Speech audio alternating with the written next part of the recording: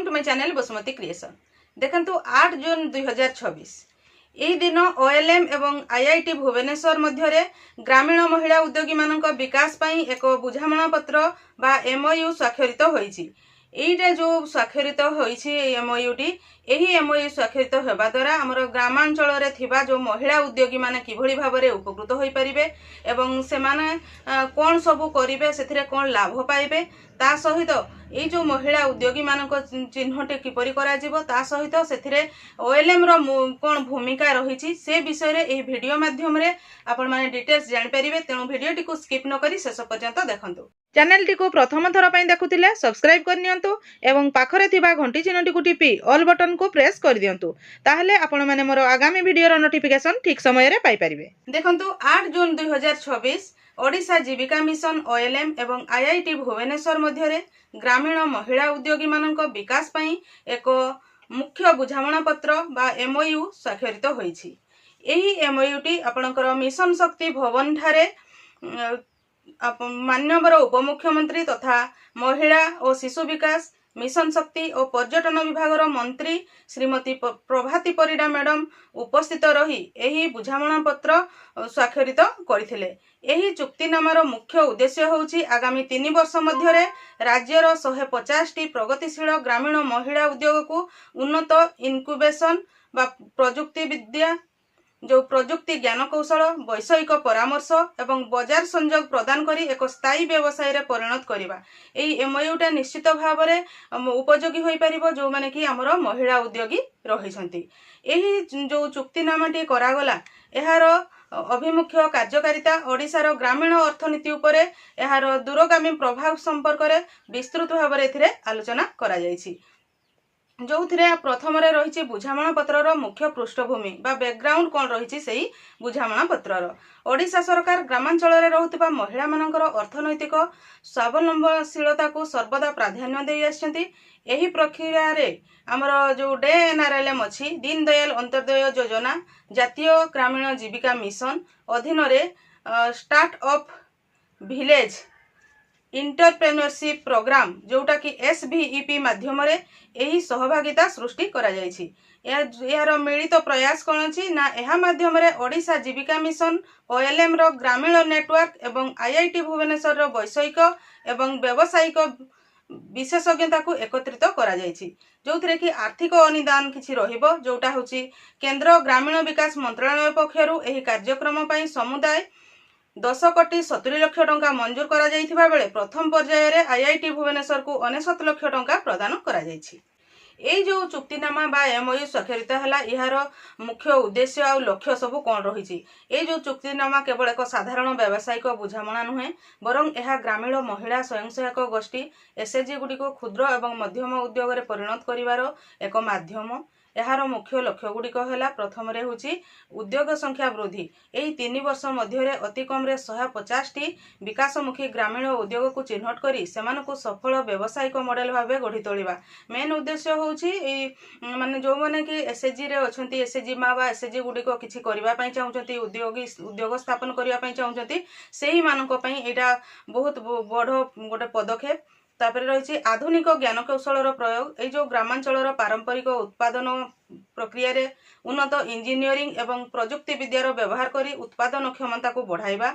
तार गुणवत्ता नियंत्रण रही उत्पादित सामग्री मान वृद्धि करने आईआईटी लैब एवं गवेषणागार सहायता नेबा। हूँ बजार संयोग जोटा ग्रामीण महिला माने जो उत्पाद गुड़िक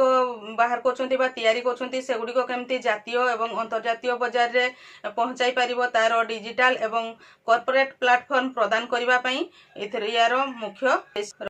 देखंतु एबे जानिबा जे जो चुक्तिनामाटी हैला तार मुख्य उद्देश्य एवं लक्ष्य सब कौन रही। एही चुक्तिनामा केवल एक साधारण व्यावसायिक बुझामणा नुहे बरं एहा ग्रामीण महिला स्वयंसहायक गोष्ठी गुड़ी को क्षुद्र एवं मध्यम उद्योग रे परिणत करिवार एक बलिष्ठ माध्यम। एहार जो लक्ष्य गुड़िक है उद्योग संख्या वृद्धि करने जो एसएचजी गुड़िक जो उद्योग स्थापन करुछंती सेही संख्या को किपरि वृद्धि करबा। एही 3 वर्ष मध्य अति कम 150 टी विकासमुखी ग्रामीण उद्योग को चिन्हट करी सेमानकु सफल व्यावसायिक मॉडल भाव में गढ़ी तोलिबा। तापरे रही आधुनिक ज्ञान कौशल प्रयोग करवा जोटा ग्रामांचल में पारंपरिक उत्पादन प्रक्रियार उन्नत इंजीनियरिंग एवं प्रजुक्ति विद्यार व्यवहार कर उत्पादन क्षमता को बढ़ावा जितकी से उत्पादन करूँ अधिका केमती करवा एवं इंजीनियरिंग ज्ञान कौशल से आड करके केमती भल क्वालिटी करवा से उपरे मध्य तार लक्ष्य रही गुणवत्ता नियंत्रण जोटा कि उत्पादित सामग्री सब होची सेमानकर मान वृद्धि करने आईआईटी रो लैब एवं गवेषणागार सहायता नेबा बाजार संजोग करवा जोटा कि ग्रामीण महिला उत्पाद जातीय एवं अंतर्जातीय स्तर में बा अंतर्जातीय बाजार रे किपरि पहुंचाई पारिबा जो डिजिटल एवं कॉर्पोरेट प्लेटफॉर्म प्रदान करवा तापरे एबे जानिबा जे जो एमओयूटी स्वाक्षर हैला सेथिरे तांकर आईआईटी भुवनेश्वर रो कोन रोल रहुची बा कोन भूमिका बा दायित्व समानकर रहुची एही कार्यक्रम रे आईआईटी भुवनेश्वर मुख्य इनक्यूबेशन पार्टनर भावे कार्य करिवो जोटा कि संस्थान पक्षरु तांकर विभिन्न प्रकार सहायता जगाई दिया जिवो जोथिरे ग्रामीण महिला उद्योगी रहिबे सेमाने आईआईटी भुवनेश्वर सहित सेमानकर योजना एवं सेथिरु व्यावसायिक योजना पाई परिबे एवं परामर्श मध्य नै परिबे प्रथम होची व्यावसायिक योजना और परामर्श आईआईटी भुवनेश्वर रो जो तांकर भूमिका रहिबो सेथिर प्रथमटी होची व्यावसायिक योजना और परामर्श जोटा कि बिजनेस प्लानिंग ग्रामीण उद्योगी माने व्यवसाय करुथिले मध्य आधुनिक हिसाब किताब बाजार रो चाहिदा आकलन एवं दीर्घकालीन योजना जोटा कि बिजनेस रो ब्लूप्रिंट प्रस्तुत करबा पछरे रही जाइथांती जोटा कि आईआईटी रो विशेषज्ञ माने से एवं प्रोफेसर माने से गुडी को प्रस्तुत करिवारे सेमानकु सहाय्य करिवे एवं प्रत्येक उद्योगर सामर्थ्य अनुसार निर्दिष्ट व्यावसायिक ढांचा प्रस्तुत करिवारे मध्य सहाय्य करिवे 2 नंबर रे रहउची उत्पादर विकास और मानव वृद्धि जो उत्पाद बा प्रोडक्ट्स तांकर बाहरुची सेगुडीकर खाद्य प्रक्रियाकरण हस्तशिल्प कृषिजात सामग्री किमा बयन शिल्प क्षेत्र में कार्य करुवा महिला मानक सेमानकर उत्पादर पैकेजिंग स्थायित्व जोटा कि सेल्फ लाइफ एवं गुणवत्ता बढ़ाइबा पई वैषयिक ज्ञान प्रदान करा जिवो जो से प्रोडक्ट गुड़िकर तांकर मानव वृद्धि किपरि करा जाय परिबो से उपरे सेमानकु विभिन्न प्रकार ज्ञान कौशल प्रदान करा जिवो 3 नंबर रहउची आईनगत प्रमाणपत्र और पंजीकरण जोटा कि तांकर लीगल सपोर्ट आउ सर्टिफिकेशन दरकार हुए बहुत गुडे जगह खाली जिनस प्रोडक्शन करदेले हेबनी सेगुड़िकर आईनगत दिग मध्य रही जोटा कि व्यवसाय को आधुनिक बाजार उपयोगी करने आईआईटी भुवनेश्वर ग्रामीण उद्योग गुडी को सरकारी पंजीकरण में सहायता करिवो जोथिरे कि प्रथम रहउची हमर उद्यम रजिस्ट्रेशन जोटा कि उद्यम रजिस्ट्रेशन करिया पई पड़िवो पंजीकरण एफएसएसएआई लाइसेंस जोटा खाद्य सामग्री पई तांकर गोटे लाइसेंस नेबा पई पड़े सेथिरे मध्य सहयोग करिवे एवं तांकर पेटेंट और प्रक्रिया प्रमाणपत्र जो सर्टिफिकेट सेथिरे सहयोग करा जिवो आईएसओ प्रमाणपत्र रे मध्य सहयोग करिवे तापरे एबे जानिबा जे हमर ओडिशा जीविका मिशन रो एथिरे कोन रोल रहिबो ओडिशा जीविका मिशन होची राज्यर ग्रामांचल रे महिला मानकु सुगठित करिवा एक विराट माध्यम एही योजना रो सफल रूपायन पई ओएलएम विभिन्न प्रकार भूमिका गुड़िक ग्रहण करिवो जोटा कि प्रथम रे होची सठिक उद्योगी चिन्हट जो ग्रामांचल रे जो महिला उद्योगी गुड़िक अछंती महिला उद्योगी माने अछंती सेल्फ हेल्प ग्रुप बा एसएचजी गुड़िक रे अछंती सेही माननकु चिन्हट करिवार मुख्य भूमिका रहिबो ओएलएम रो जोथिरे पंचायत स्तर रु जेहु महिला मानकर व्यवसाय गढ़िबार क्षमता रहिछि सेमानकु चिन्हट करी आईआईटी सह जोड़िबे 2 नंबर रहउची तृणमूल स्तर रे समन्वय कहले जिला एवं ब्लॉक स्तरीय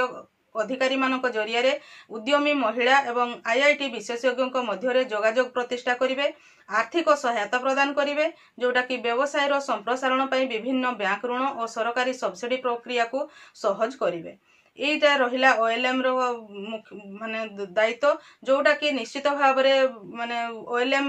से दायित्व टी को जदि ठीक भाव में नकले मध्य से महिला उद्योगी चिन्हट होई परिबो नै बा से माने आईआईटी सहित संजोग होई परिबे नाही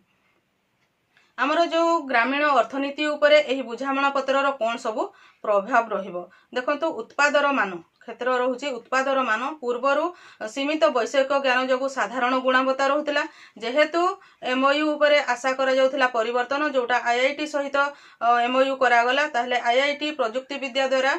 प्रीमियम गुणवत्ता को बढ़ाई जाई परिबो बाजार रो सीमा को बढ़ा जाई परिबो पूर्व रे बाजार सीमित रहितला जेहेतु डिजिटल बाजार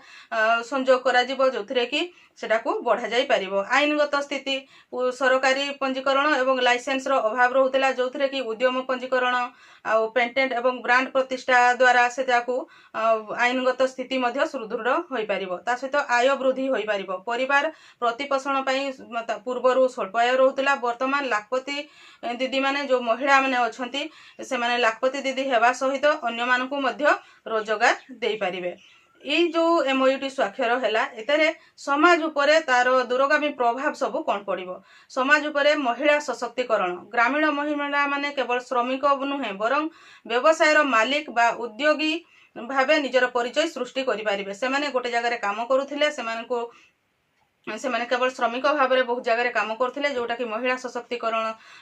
जोगु जो एमओयू स्वाक्षरित हम ए आग को जापारे स्थानीय निजुक्ति सृष्टि हो पार यही 150 उद्योग जो संप्रसारित हेले ग्रामांचल में अन्य शह शह बेकार महिला युवक युवती माने स्थानीय स्तर में निजुक्ति पाई पारिबे जहाद्वारा सहर को जाउथबा